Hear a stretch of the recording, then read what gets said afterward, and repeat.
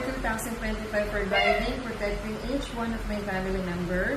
Thank you, Jesus, for your provision, for keeping us always safe, and we're finally complete.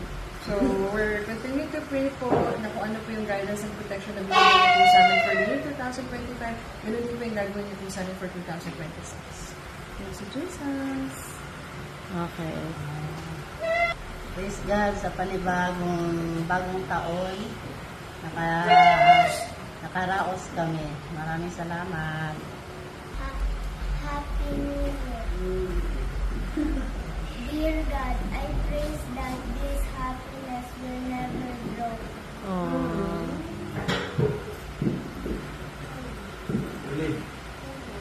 Tayo. Praise God. Praise God. I praise God for the teachers who teach me, for the gifts God gave me, for the friends, family members who care for me. Praise God. Saan ba? Kahit saan dyan. Okay. Praise God for 2025. Thank you for all the lessons sa 2025. And 2026, I am ready. Praise God. Praise God. Praise God for 2025.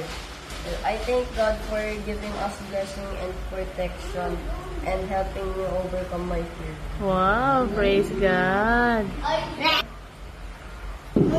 Praise God for 2025 that throughout the year God has given me more than I prayed for, with a roof under my head, with hard-working parents and blessings and people in my life. Ay, praise God. Praise God for 2025 for the answered prayers of letting go of the man I've been holding on to. And now I'm enjoying my single mamahood of seeking God. Praise God. Praise God.